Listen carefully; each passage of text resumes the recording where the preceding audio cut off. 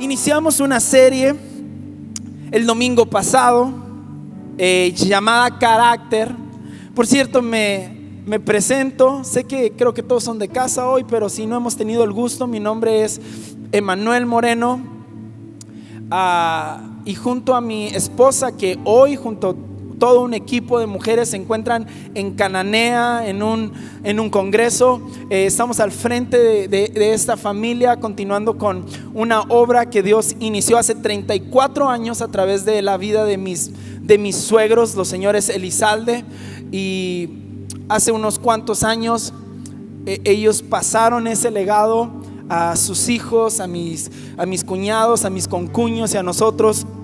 Y la verdad que es un placer y es un gusto para nosotros poder estar al frente de esta obra. Y estábamos hablando de carácter, estamos hablando de la importancia del carácter. Y hoy yo quiero compartir contigo este tema llamado del potencial a la realidad. Carácter es lo que va a llevar potencial a la realidad. No sé si te ha tocado que de repente tú ves personas en alguna etapa de tu vida y dices: wow, qué capaces, qué talentosos, qué potencial tiene ese muchacho para cantar, qué potencial tiene ese muchacho para el deporte, qué potencial tiene para la escuela, qué potencial tiene para el canto. Pero tristemente en muchas ocasiones nos podemos topar con esas personas a la vuelta de los años y decir: ¿qué pasó? Esta condición de esta persona o de esta familia no es para nada lo que parecía que podía llegar a ser.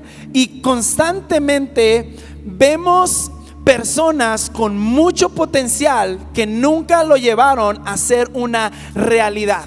Dios no solamente depositó dones y talentos dentro de ti porque sí, Él los depositó con un propósito y te ha dado la capacidad para que tú puedas llevarlo a la realidad, claro, de mano de Él, cuando nos dejamos guiar por Dios. Entonces hoy yo quiero hablar del potencial a la realidad. Que lo que Dios ha depositado en nuestra vida no se quede como un buen potencial, que no se quede como algo que podría ser.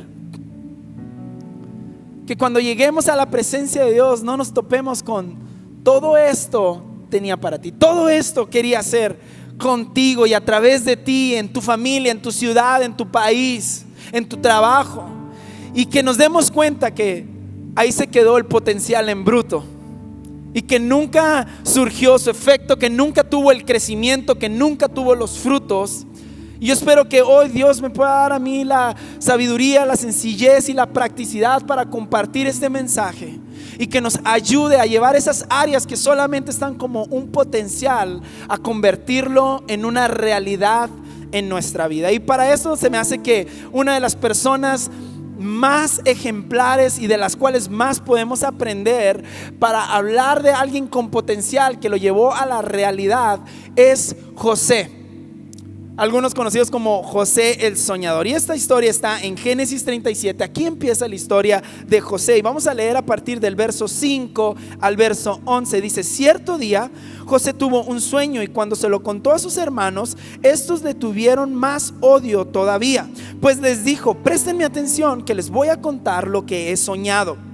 Resulta que estábamos todos nosotros en el campo atando gavillas. De pronto mi gavilla se levantó y se quedó erguida, mientras que las de ustedes se juntaron alrededor de la mía y le hicieron reverencias. Lo que está diciendo es que estaban trabajando en el campo, juntando el trigo, hicieron las gavillas, y en eso la de José se levantó, y las gavillas de sus hermanos, de sus 11 hermanos en ese momento, vinieron y se acercaron y se inclinaron ante ellas.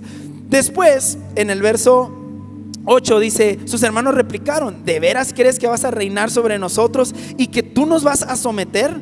Y lo odiaron aún más por los sueños que José les contaba. Verso 9: después José tuvo otro sueño y se lo contó a sus hermanos y les dijo: tuve otro sueño en el que veía que el sol, la luna y 11 estrellas me hacían reverencia. Cuando se lo contó a su padre y a sus hermanos, su padre lo reprendió, lo calló. ¿qué quieres decirnos con este sueño que has tenido?, le preguntó. ¿Acaso tu madre, tus hermanos y yo vendremos a hacerte reverencia? Sus hermanos le tenían envidia, pero su padre meditaba en todo esto. Entonces, este pasaje que estamos leyendo es el inicio de la historia de José. José nació con un don, con una habilidad de parte de Dios. José tenía la capacidad no solo de tener sueños, todos aquí podemos tener sueños, pero él tenía la capacidad de tener sueños proféticos, es decir, sueños que iban a pasar y que iban a ser una realidad. Él los soñaba antes de que sucedieran. Eso es un sueño profético. Pero no solamente tenía ese don de tener sueños proféticos o de soñar con el futuro, sino también tenía la capacidad de interpretar esos sueños. Y había sido un don que Dios había depositado dentro de él. Entonces, ¿qué podemos decir de José? Número uno, era un joven con capacidad de sueños proféticos y de interpretarlos. Dice que cuando José tenía 17 años, él tuvo estos sueños donde sus hermanos de alguna otra forma le hacían reverencia, se inclinaban ante él. Y esto lo que hablaba era que José algún día iba a estar en una posición superior a toda su familia. Después vemos que José vuelve a tener otro sueño y tiene la misma interpretación, donde su familia va a hacer reverencia a él. Ahora, ¿qué podemos decir de José? Es un muchacho con sueños, con dones, con habilidades, con potencial. Pero también, ¿qué podemos decir de José cuando leemos el primer capítulo de su vida? Es que es un muchacho incompetente. Dice en el verso 12 de ese mismo capítulo, dice: en cierta ocasión los hermanos de José fueron a Siquén para apacentar las ovejas de su padre. Israel, Jacob, le dijo a José, Israel es su papá: tus hermanos están en Siquén apacentando las ovejas, quiero que vayas a verlos. Está bien, contestó José. Verso 14, Israel continuó: vete a ver si tus hermanos están y el rebaño están bien, y tráeme noticias frescas. Ahora, aquí su papá era parte sumamente responsable de la incompetencia, de la incapacidad y de la debilidad de José. Chequen esto, papás, quiero que veamos esto. Porque mientras todos sus hermanos estaban realizando tareas difíciles, levantándose temprano, porque dice que sus hermanos ya se habían ido a Siquén y apenas José va a ir. Mientras sus hermanos se levantan temprano, están expuestos al sol, dice que están cuidando las ovejas. Ahora, pastorear ovejas no es un día de picnic, no es como que un paseo de día de parque, no, pastorear ovejas es cuidar a un animal que es 100% dependiente de ti. Es un animal sumamente torpe, es un animal que tiende a tener como estos actos suicidas, tienden a perderse, no los puedes dejar solos ni un momento. Entonces el trabajo de pastor, el trabajo de cuidar ovejas no era un trabajo sencillo. Si te encontrabas con las ovejas y en eso llegaba algún depredador, las ovejas no tienen mecanismo de defensa, es más, ni siquiera tienen mecanismo de reversa. Si hay un león frente a ellas, ellas no pueden correr hacia atrás. Es más, primero van a correr un poco hacia la presa y luego van a tratar de huir, pero no son rápidas, no tienen pezuñas filosas para defenderse, no tienen dentadura filosa, ni siquiera tienen un ladrido, un rugido. Todo lo que pueden hacer es meh. Entonces el trabajo de pastor no era un trabajo sencillo, era un trabajo complicado. Veíamos la historia de David. Él era también un pastor de ovejas y eso lo había preparado él para la batalla. Pero ahora aquí tenemos un muchacho totalmente diferente a David, que también tiene un propósito, también tiene capacidades, tiene dones, tiene habilidades, pero no tiene algo, no tiene carácter. Es incompetente. Y talento y habilidades poco sirven cuando somos incompetentes, cuando no tenemos el carácter. Pero ve por qué te digo que su papá era parte cómplice de esto. Mientras sus hermanos estaban arriesgando su vida todos los días, ve cuál era el trabajo de José. Tus hermanos están en Siquén, dice, apacentando ovejas. quiero que vayas a verlos. ¿Cuál era el trabajo de José? Chismear. O sea, el nene se levantaba tarde, le traían sus huevitos a la cama, desayunaba, sus hermanos se levantaban tempranito, iban a trabajar arriesgando la vida. El nene, que nadie lo moleste, que nadie lo lastime, se levanta, su papá le dice: ¿sabes qué, mijo? Nomás quiero que vayas a ver qué andan haciendo tus hermanos. No les dice: ve y ayúdales, ve y trabaja con ellos. No, lo está ahí cuidando, protegiendo. ¿Por qué? Porque Jacob tiene un amor especial por José. Pero no se da cuenta que ese amor especial que la Biblia lo resalta le está haciendo un mal a José. Porque papás, tú y yo, Dios nos ha confiado a nuestros hijos llenos de habilidades, de aptitudes, de capacidades, de potencial. Pero es nuestro trabajo dirigir y forjar a nuestros hijos para que todo lo que Dios ha depositado dentro de ellos algún día en su vida pueda dar fruto fuera de ellos. Y en ocasiones nosotros como padres somos los primeros en boicotear ese plan que Dios tiene para nuestros hijos.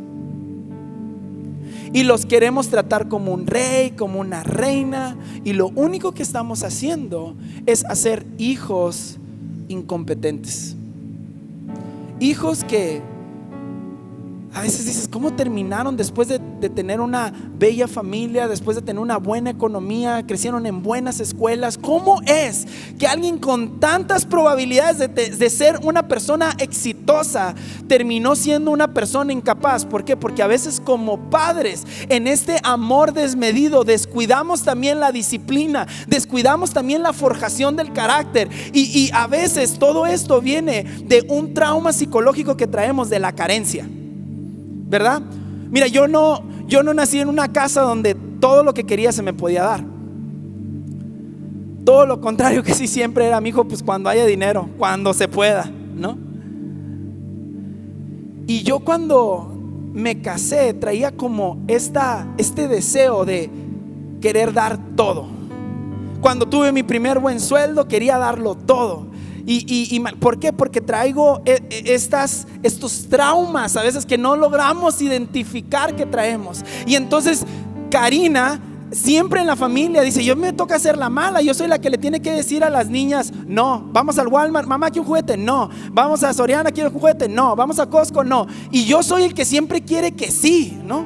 Y gracias a Dios que tenemos ese equilibrio en casa, porque a veces en nuestro desmedido amor por nuestros hijos les hacemos más mal que bien. En lugar de ayudarlos a ser personas responsables, a ser personas trabajadoras, a ser personas diligentes, en este deseo de ser buenos padres, dejamos la responsabilidad de formar buenos hijos. Y queremos ser muy buenos padres y terminamos formando muy malos hijos. Y aquí Jacob no estaba contribuyendo a la formación de José. Yo veo que hoy en día hablamos, por no decir que criticamos mucho a una generación de cristal. ¿Ha escuchado ese término? La generación de cristal. Pero la generación de cristal no nació sola, se creó. Se formó una generación de cristal, una generación donde no les puedes decir nada, donde no, olvídate, no, es más, no quiero decir porque no vaya a ofender a alguien. Pero yo me acuerdo cuando yo estaba como en segundo de primaria, en alguna ocasión iba saliendo de la primaria y en eso me agarran como 5, ¿no? Me agarran y me pegan una revolcada, me pegaron. Y me acuerdo que como pude me zafé y salí corriendo. Vivía en un pueblo, así que la casa estaba a una cuadra, no era como que tan lejos. Llego a la casa todo bofiado, todo lleno de tierra. Y mi papá me dice: ¿qué pasó? Y dije: no, papá, pues lo que pasa es que saliendo fulanito de tal y otros 4 amigos me agarraron, y entre ellos me agarraron y el otro me pegó una revolcada. Y mi papá me dijo: ah, sí, me dijo. Casualmente el que había armado todo el circo vivía detrás de nuestra casa. Entonces dijo mi papá: ah, ahorita vamos a ver, vente conmigo, vámonos. Y nos fuimos, le dimos la vuelta a la cuadra. Llegamos, mi papá me hizo tocarle la puerta, sale el morro, le digo, pues te habla mi papá, ¿no? Y sale el morro y empieza mi papá, muy machito en bola, ¿no? Pegándole a mi hijo. Yo dije, pobre vato, ahorita te van a poner como camote. Y dice mi papá, a ver tú y él aquí solitos. Y yo, no me ayudes tanto, jefe, no me quieras tanto. ¿De acuerdas? El Paco, el hermano de Lugo. Es que aquí está el Yossi. Es el único que siempre entiende todo el rollo ahí con la... Y yo, no me ayudes tanto. Obviamente el morro ya me vio y no se animó, o vio a mi papá y no se animó, no sé cuál de las dos, ¿no? Pero mi papá enseñándome, órale mijo, no va a ser el único que te va a querer pegar, y tú tienes que aprender a defenderte.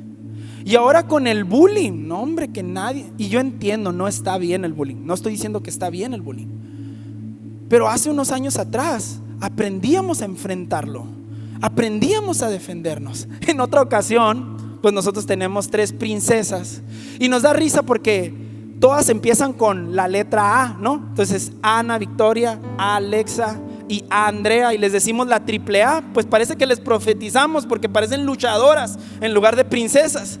Y en una ocasión Ana Victoria, cuando Andrea ya empezó a caminar y tenía 1 año, y la Andrea cada ratito la traía de las greñas, ¿no? Y Ana Victoria nada más, mamá, mamá, mamá. Y Karina, ay, pues a cada rato, Andrea, deja a tu hermana, no le jales las greñas, no le estés pegando. Y luego, mamá. Y hasta que llegó un momento que Karina se hartó y que Ana Victoria venía, mamá. Y le dice Karina, pues pégale, defiéndete. ¿Por qué? Porque la niña de 5 años llorando porque una niña de 1 año, o sea, no se podía defender. Decía Karina, ¿qué no te das cuenta? Eres más grande, eres más fuerte, eres más hábil. Pero nosotros, no, déjala. No se me vaya a caer, mi cielo. Se cayó, levántate. Enseñar a los hijos a ser más competentes. Creo que nos hemos ido a otro extremo. Y nosotros como padres somos tan responsables de esta generación de cristal. Somos tan responsables. Pero sabes, nosotros podemos cambiar ese rumbo. Nosotros podemos cambiar esa tendencia. Y José tenía un enorme potencial, pero estaba muy lejos su realidad de ese potencial. Y Dios va a permitir ciertas cosas sobre su vida para llevar el potencial a la realidad. Mi amigo, Dios no quiere que tu potencial, que esos dones y talentos que están ahí se queden escondidos. Él quiere que tú tengas la capacidad no solamente de usarlos, sino también de multiplicarlos. Créeme que aún hay mucho más de lo que te imaginas. Tienes la capacidad de hacerlo. Lo único que te falta es tener el carácter y la fe para creer que Dios te ha hecho para mucho más de lo que tienes hoy. Y quizás no tuviste un buen padre que te incentivara o una madre que te alentara, pero tienes un padre que es bueno y que cree en ti, que sigue teniendo planes para ti y que no ha quitado el dedo del renglón sobre tu vida, sobre tu propósito. Y por eso estás aquí, porque Él te ama y quiere que sepas que aún hay mucho por hacer en tu vida. ¿Y qué cosas fue permitiendo Dios sobre la vida de José para que José pasara de ser ese niño mimado, ese joven pequeño, a ser el segundo hombre más importante en la nación, más importante en uno de los tiempos más críticos que iba a enfrentar esta nación? ¿Qué fue lo que Dios permitió? ¿Qué factores forjaron el carácter de José? Número 1, dejar la comodidad. Ahora, yo sé que tú me podrás decir, oye, pues José él no dejó la comodidad. No, es cierto, José no dejó la comodidad. Dios lo sacó de su comodidad. A través de sus hermanos Dios lo tuvo que sacar, porque sabes, era tan importante, mi amigo. Lo que Dios tiene para ti es tan importante. Es grande, pero es más importante que grande. Lo que Dios tenía que hacer a través de José era grande, pero era más importante que grande, porque su sabiduría, sus capacidades, sus dones, sus talentos, las características con las que Dios lo había formado, tenían la capacidad de salvar una nación entera. Y lo que Dios ha depositado en ti no solamente es grande, sino que es importante, porque lo que Dios ha depositado en ti tiene la capacidad de salvar tu vida, salvar tu familia, salvar tu colonia, salvar esta ciudad, salvar este país. No solamente es algo grande, es algo importante. Y por eso en muchas ocasiones Dios, quizás tú no vas a querer dejar la comodidad, pero es tan importante que Dios te va a tener que sacar de ella. A veces Dios te va a tener que cerrar la puerta en un trabajo, te va a tener que cerrar la puerta en algún grupo, te va a tener que cerrar la puerta en alguna circunstancia y en alguna situación, porque si no fuera gracias a esa crisis y a ese problema, tú seguirías el día de hoy en ese mismo lugar, ¿sí o no? Si no fuera porque ese divorcio llegó, si no fuera porque ese hijo pasó por ese dolor, si no fuera por ese sufrimiento, quizás tú seguirías en ese mismo lugar, tú seguirías en esa misma relación, tú seguirías en ese mismo trabajo. Y por eso es importante dejar la comodidad. Ve lo que dice en el verso 1 del capítulo 39, dice: cuando José fue llevado a Egipto, los ismaelitas que lo habían trasladado allá lo vendieron a Potifar, un egipcio que era funcionario del faraón y capitán de la guardia. Ahora bien, el Señor estaba con José y las cosas le salían muy bien. Mientras José vivía en la casa de su patrón el egipcio, este se dio cuenta, ¿quién? Potifar, de que el Señor estaba con José y lo hacía prosperar en todo. Ve el cambio que empieza a haber en la vida de José a partir de que él sale o lo sacan de su comodidad. Dejó de ser el mimado y se convirtió en un siervo. Se acabaron las levantadas tarde y empezó a madrugar. Dejó de vivir una vida de parásito, nomás viendo qué hacen los demás, y comenzó a ser alguien que hacía y que servía. Ya no le llevaban el huevito a la cama, ahora él llevaba el desayuno y él servía a los demás y se encargaba de todo. Y ahora Potifar podía descansar en él. Ve lo que dice en el verso 4, dice: José se ganó la confianza de Potifar y este lo nombró mayordomo de toda su casa y le confió toda la administración de todos sus bienes. Por causa de José, el Señor bendijo la casa del egipcio Potifar a partir del momento en que puso a José a cargo de su casa y de todos sus bienes. Mi amigo, cuando tú eres alguien que no está viviendo en su comodidad constantemente, que no le da prioridad a su comodidad, muestras que eres una persona de carácter, y una persona de carácter es una persona confiable. Mi amigo, ¿qué tanto estás dispuesto a sacrificar tu comodidad? Es que tanto estás preparado para recibir lo que Dios tiene para ti. Pero sin sacrificio no hay gloria. Eso que tú admiras de alguien más, esa casa, esa empresa, esa familia, créeme que algún sacrificio tuvo que haber para que Dios le pudiera confiar a esa persona lo que él hoy tiene. Y a veces la barrera más grande que tienes enfrente no es una crisis económica, no es un apellido, no es una pandemia. La crisis, la barrera más grande que hay entre tú y lo que Dios quiere para ti es tu comodidad. Es que prefieres pasar 30 minutos más durmiendo que leyendo y orando. Es que prefieres tener más tiempo libre que pasarlo trabajando. Es que prefieres más tiempo ver la tele que pasar tiempo invirtiendo con tus hijos, con tu familia, con tu esposa. Nada más tienes que estar dispuesto a sacrificar tu comodidad para que entonces tu carácter se pueda ensanchar y Dios pueda depositar más. ¿Qué son aquellas cosas que fueran una realidad en tu vida si tú estuvieras dispuesto a sacrificar tu comodidad? Pero ¿sabes algo que yo veo hoy en día? Es que vivimos tras la idea de una vida fácil. Todos queremos cosas que no nos estresen, cosas que no impliquen mucho esfuerzo. Queremos que todo se dé naturalito. Te voy a decir algo, yo tengo un matrimonio y yo le digo a Karina, yo le doy gracias a Dios por nuestro matrimonio porque yo lo disfruto. Pero no tienes idea, te lo digo verdaderamente, lo mucho que se tuvo que sacrificar para poder llegar a casarme con Karina. Quizás tú ves a alguien diciendo: qué padre esta persona, todos los negocios que tiene. No tienes idea lo que esa persona ha tenido que sacrificar. Quizás esa persona, mientras su amigo se andaba comprando un carro del año, él dijo: yo no lo voy a comprar, lo voy a ahorrar, voy a sacrificar un gusto temporal para construir algo permanente. Sacrificó la comodidad.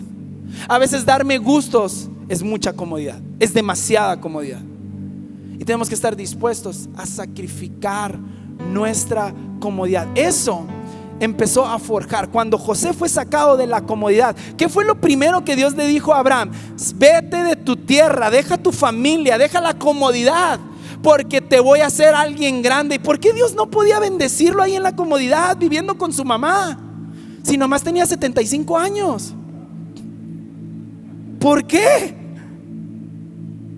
Yo me acuerdo, mi mamá me decía: a los 25 te casas o te vas. Pues me casé a los 23. De todas maneras me iban a sacar. ¿Por qué Dios le dice a Abraham: salte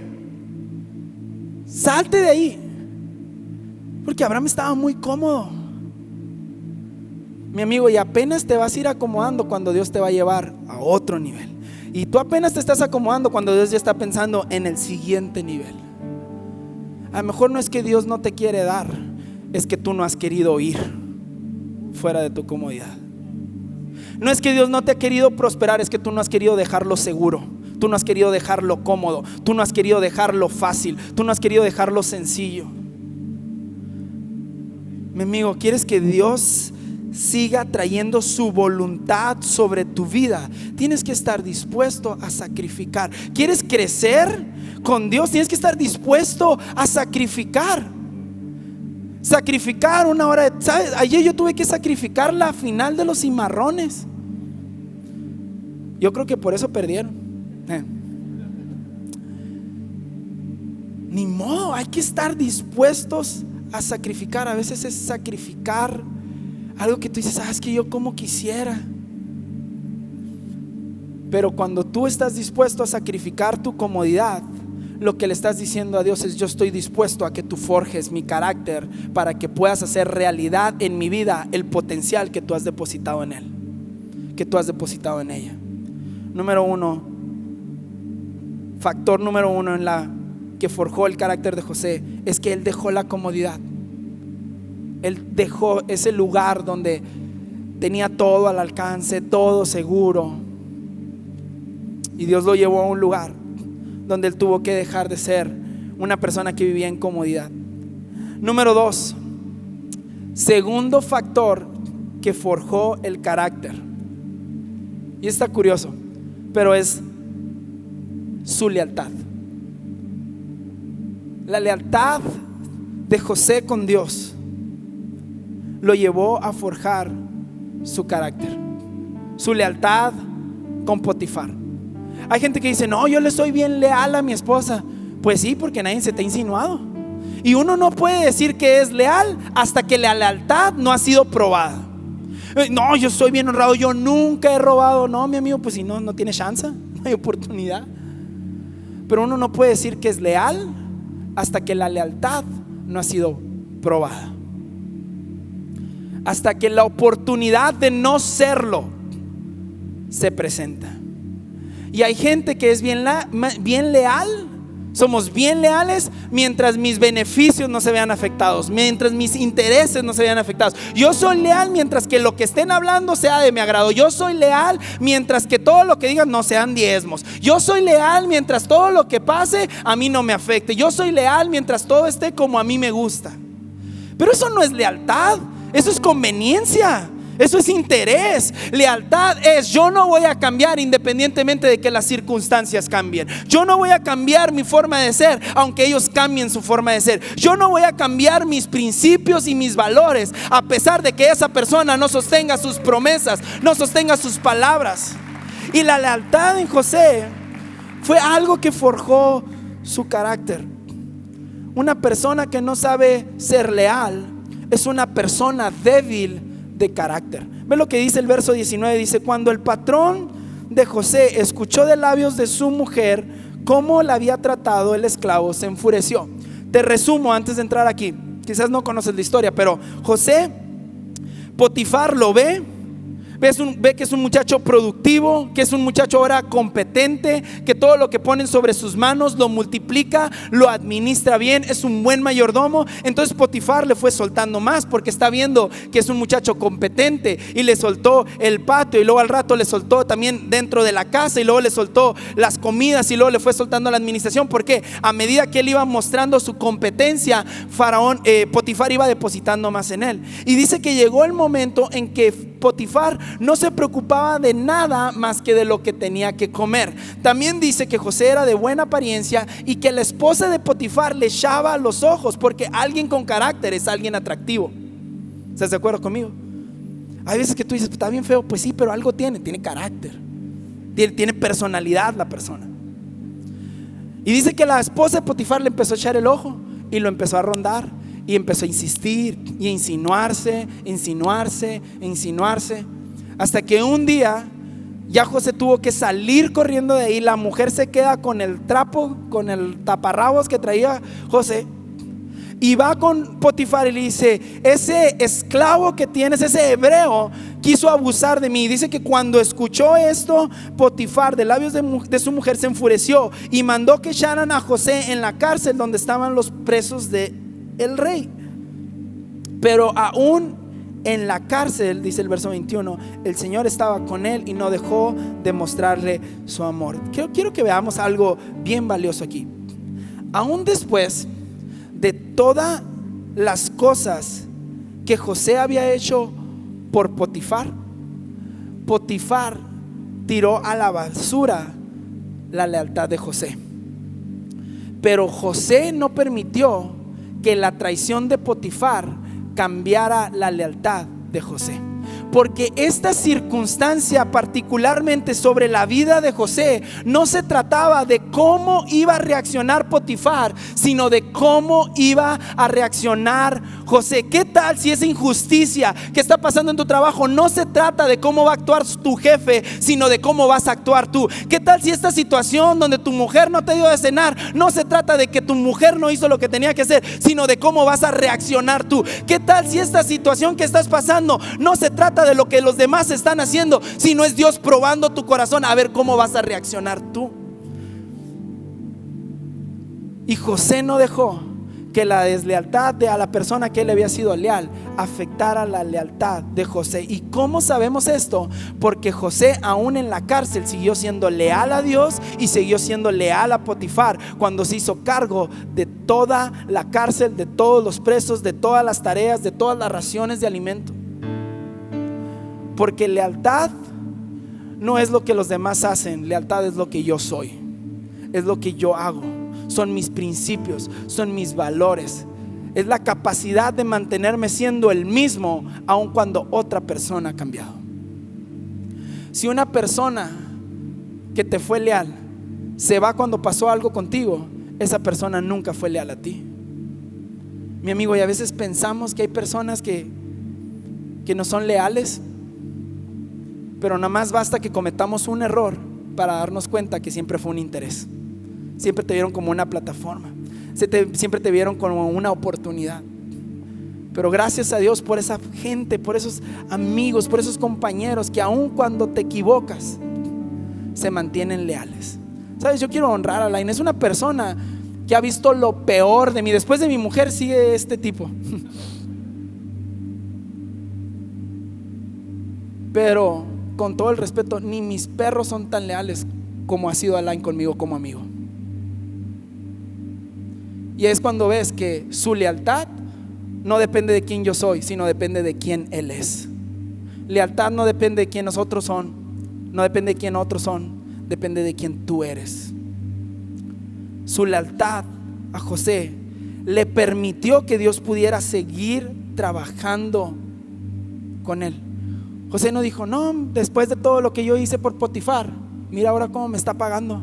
No, él siguió siendo el mismo, siguió con las mismas prácticas. Él no dijo, mira, ¿de qué sirvió todo el tiempo que le estuve sirviendo y cuidándole todo? Mira, ahora me mandó a la cárcel. No, aún en la cárcel, aún en su peor circunstancia y en su peor situación, José se mantuvo siendo el mismo. Y eso permitió que Dios pudiera trabajar en la vida de José. Ahora hay algo bien importante. Ve lo que dice en el verso 9, cuando la mujer se estaba insinuando a José. Dice, en esta casa no hay nadie más importante que yo. Mi patrón no me ha negado nada, excepto meterme con usted, que es su esposa. Pero ve la pregunta, ¿cómo podría yo cometer tal maldad y pecar así contra Dios? Tan parecido a David en este aspecto. Tan parecido a David, José, en este aspecto. Porque aun cuando Potifar le estaba haciendo mal a José, aun cuando Saúl le estaba haciendo mal a David, estas personas eran tan leales a Dios que pudieron mantenerse leales a sus autoridades. La lealtad, mi amigo, es algo que hemos devaluado tanto, hemos despreciado tanto, pero es algo tan valioso. Es algo que habla de la fortaleza de tu carácter. ¿Con qué personas has dejado de ser leal? ¿A qué personas has criticado cuando te dieron su confianza? ¿De qué personas has contado cosas cuando ellos te abrieron su corazón en intimidad? Porque eso, hablar mal de alguien, no habla más que de un carácter débil. Número 2, lealtad. Y número 3, para cerrar, el tercer factor que Dios usó en la vida de José para forjar su carácter: tiempos difíciles. Tiempos difíciles. Escuché esta frase y quizás la has escuchado, constantemente me sale en redes sociales. Dice, tiempos difíciles crean hombres fuertes. Hombres fuertes crean tiempos fáciles. Tiempos fáciles crean hombres débiles. Y hombres débiles crean tiempos difíciles. Tiempos difíciles crean hombres fuertes crean tiempos fáciles crean hombres débiles crean tiempos, y es como un círculo. Y esto no es un versículo, pero tiene tanto sentido. En el verso 19 dice, cuando el patrón de José escuchó de labios de su mujer, lo mandó que lo echaran a la cárcel.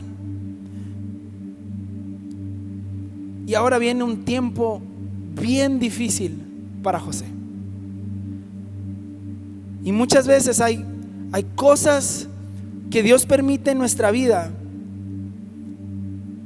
que fueron permitidas para adquirir sabiduría para lo que Dios tiene preparado en un futuro para ti.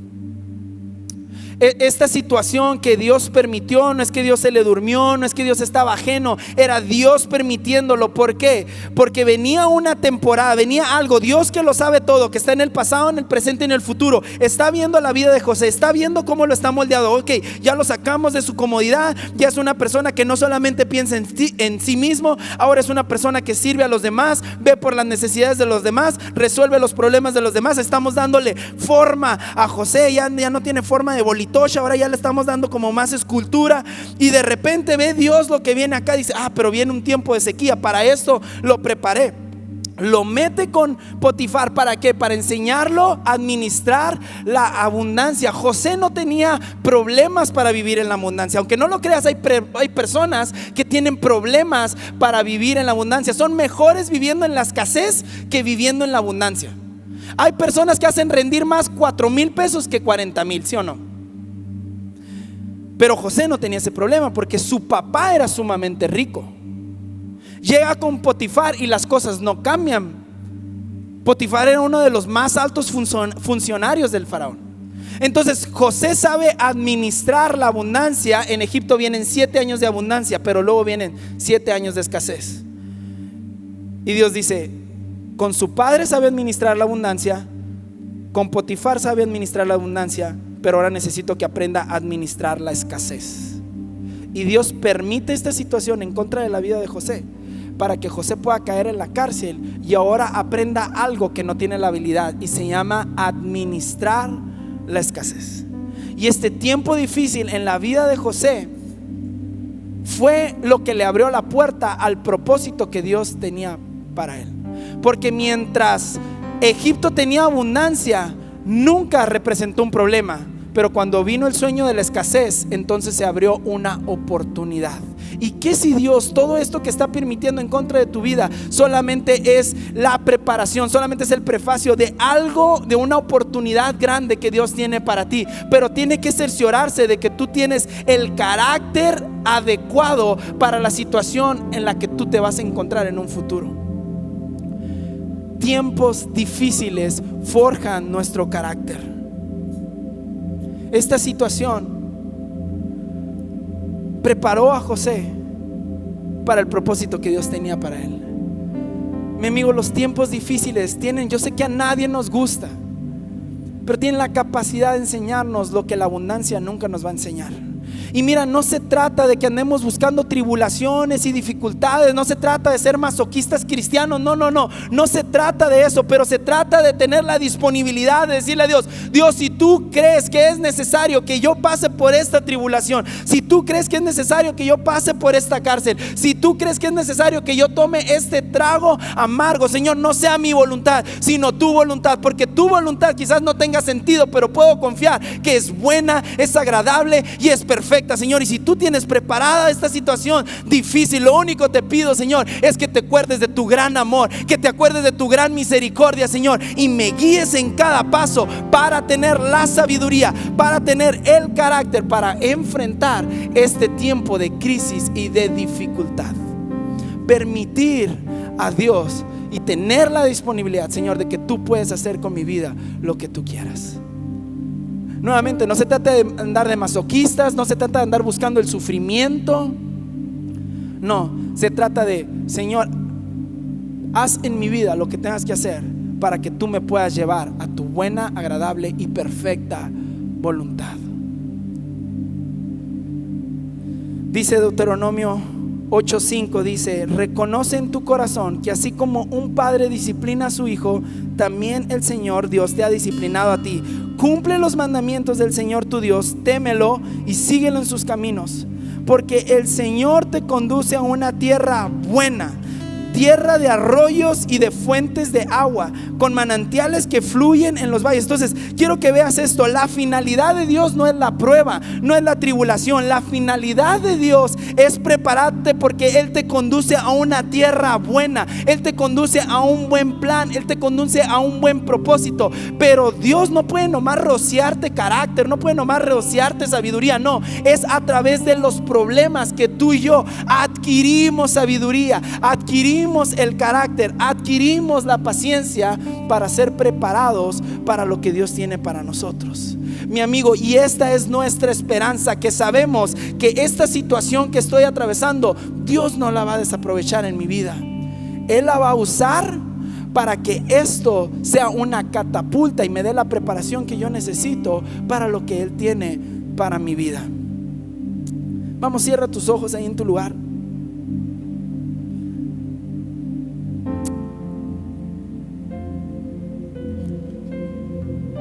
Romanos 5 verso 3 dice: también nos alegramos al enfrentar pruebas y dificultades, porque sabemos que nos ayudan a desarrollar resistencia.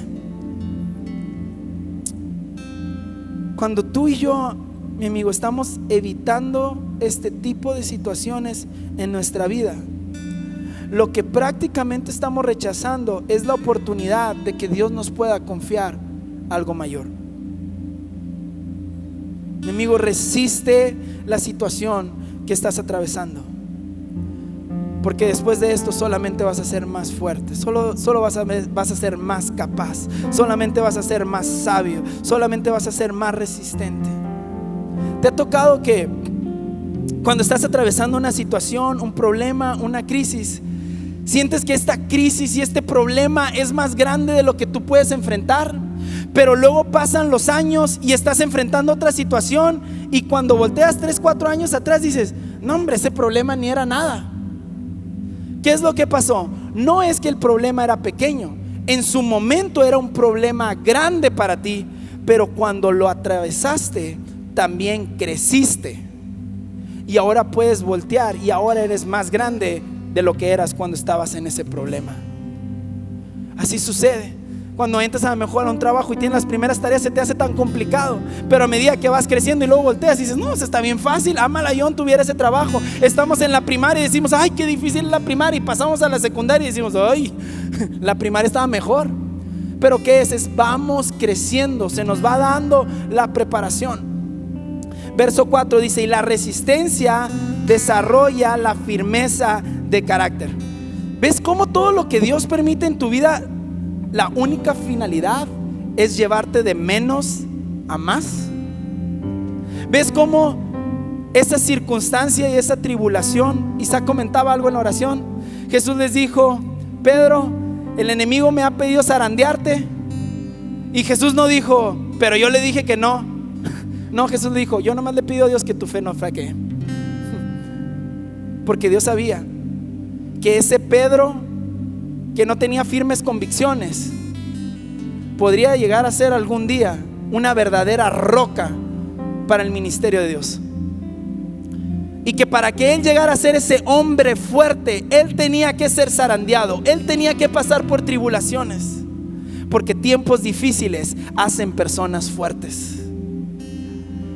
Y Dios permite esas tribulaciones, enemigo, porque está forjando tu carácter, está desarrollando tu carácter. Y ve por último esto que dice en el verso 4: y el carácter fortalece nuestra esperanza segura de salvación. Entonces las tribulaciones, cuando yo estoy agarrado de Dios y yo creo en Dios y yo confío en Dios y hago mi parte y resisto, no solamente crezco en carácter, sino que también crezco en mi fe, porque ahora puedo confiar en Dios en una manera que antes no lo podía hacer. Porque sí o no, no aprendemos a confiar en Dios hasta que Dios es todo lo que nos queda. Hasta que tenemos esa tendencia, hasta que ya Dios es todo lo que nos queda, entonces ya empezamos a confiar en Dios. Entonces no solamente tu carácter va a ser desarrollado a través de esto, también tu fe va a ser incrementada a través de esta situación. Vamos, cierra tus ojos, ya terminé. Mi amigo, yo sé que Dios tiene tanto aún, tanto por hacer. Y quiero llevarte a esta perspectiva. No solamente en tu vida, comprendamos esto, es a través de tu vida lo que Dios quiere hacer. Lo que Dios quiere hacer en tu vida es grande, pero lo que Dios quiere hacer a través de tu vida es importante. Lo que Él quiere hacer a través de tu vida es importante. Y es tan importante que aún amándote tanto, a veces tiene que permitir situaciones en tu vida que te van a llevar a ser la persona que necesitas ser para desarrollar la función importante que tú tienes sobre esta tierra. No solamente se trata de lo que Él quiere hacer en ti, sino también se trata de lo que Él quiere hacer a través de ti. Y quizás te has estado preguntando, pues, ¿quién me equivoqué? Quizás estás como los discípulos diciendo, pues, ¿quién pecó? ¿Fui yo? ¿Mi mujer? ¿Fue el chamaco? ¿Fue el vecino? ¿Quién se equivocó? Y no es más que Dios diciéndote, nadie pecó, nadie se equivocó, no hiciste nada más, solamente soy yo, y que voy a mostrar mi gloria a través de esta situación, y te voy a mostrar de lo que soy capaz, y voy a llevar tu confianza a un nuevo nivel, voy a llevar tu sabiduría a un nuevo nivel, voy a llevar tu carácter a un nuevo nivel. Créeme que es doloroso, pero después de esta situación nunca jamás volverás a ser igual. Vas a estar más fuerte, vas a estar más sólido, vas a estar más confiado, vas a estar más firme, vas a estar más fructífero después de esta situación. Solamente confía, solamente descansa y solamente permanece confiando en que yo tengo el control absoluto de las cosas. Ve lo que dice Oseas 2:14, dice, por eso hoy voy a seducirla y me la llevaré al desierto, me la llevaré al proceso, me la llevaré a la dificultad, me la llevaré a la escasez, es lo que está diciendo, y en ese lugar le hablaré con ternura, dice, y ahí le voy a devolver sus viñedos, lo voy a a convertir algo que era desgracia en un paseo de esperanza. Ahí me va a corresponder como en los días de su juventud. Y aquel día, dice el Señor, ya no me llamarás mi Señor, sino que me dirás esposo mío. Las dificultades, las aflicciones no tienen solo la capacidad de desarrollar tu carácter, también tienen la capacidad de desarrollar tu confianza y tu fe en Dios, mi amigo. Así que descansa, así que confía en que esta situación, ponla en manos de Dios y dile: Señor, confío en tu gran amor. Confío, Señor, en que tú sabes perfectamente lo que estás haciendo. Y si tienes una situación en particular de la cual ya estás cansado, una situación en particular de la cual tú sientes, sabes que esto me sobrepasa, esto no lo puedo controlar, siento que esto es más fuerte que yo, pon esa situación hoy en manos de Dios y dile: Señor, yo te dejo a ti en absoluto y total control de esta situación, Señor. Pero si esta situación es para que yo pueda acrecentar mi fe, si es para que yo pueda fortalecer mis fuerzas, si es para que yo pueda aumentar mi sabiduría, Señor, no permitas que yo pase por esta situación en vano, sino que se lleve a cabo tu perfecta voluntad para mi vida a través de esta situación. Vamos, Señor, te pido que tú abras los ojos de cada persona que está en este lugar. Señor, quizás hemos estado viendo la situación de una perspectiva incorrecta. Quizás hemos estado viendo la situación desde el punto de no perder nuestra comodidad, de no ser afectados. Señor, yo te pido que tú ahora nos hagas ver las cosas como tú las ves, que nos permitas ver, Señor, las oportunidades que tú ves en medio de esa crisis, en medio de ese desierto, en medio de esa injusticia, en medio de esa traición y en medio de esa situación. Señor, abre nuestros ojos para que podamos ver en la perspectiva en que tú ves esta situación, Señor, y te decimos que confiamos, Señor, de que todas las cosas en mi vida obran para bien, de acuerdo al propósito que tú tienes para mi vida, Señor. Y gracias en fe, porque después de esta situación solamente voy a estar más capacitado, solamente voy a estar más preparado, más listo y más apto para lo que aún tú todavía tienes para mi vida, para mis hijos y para mi legado. En el nombre precioso de Jesús, gracias, Señor. Mil gracias. Gracias, Señor. No ha sido fácil, no ha sido sencillo, quizás no ha tenido sentido, Señor, pero hoy te digo que te doy gracias, porque yo sé que tú estás obrando tu perfecta voluntad sobre mi vida. En el nombre poderoso de Jesús. Gracias, Señor. Gracias, Señor Jesús. Gracias, Señor. Jesús, yo fuerte soy, solo Él mi roca es, sobre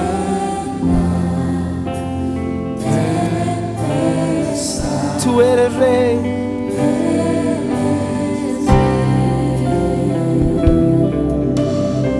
Vamos, dile: en Jesús fuerte soy, solo Él, mi roca. Y aún en la tempestad, y aún en los problemas,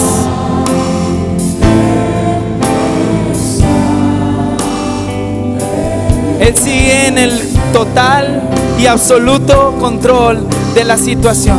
Vamos, familia, ponte de pie. Ponte de pie conmigo. Vamos a cantar eso fuerte. Solo Él.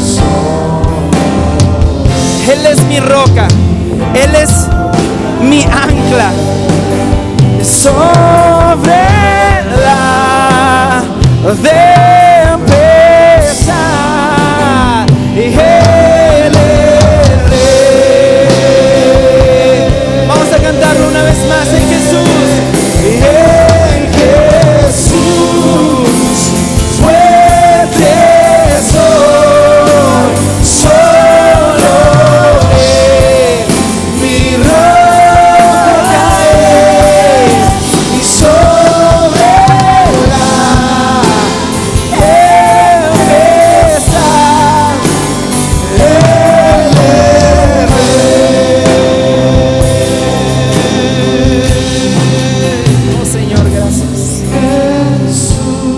Gracias, Señor.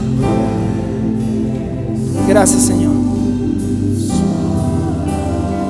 Gracias. Mil gracias, amado Dios.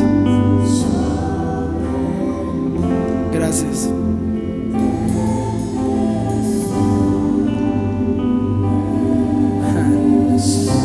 Gracias, amado Dios.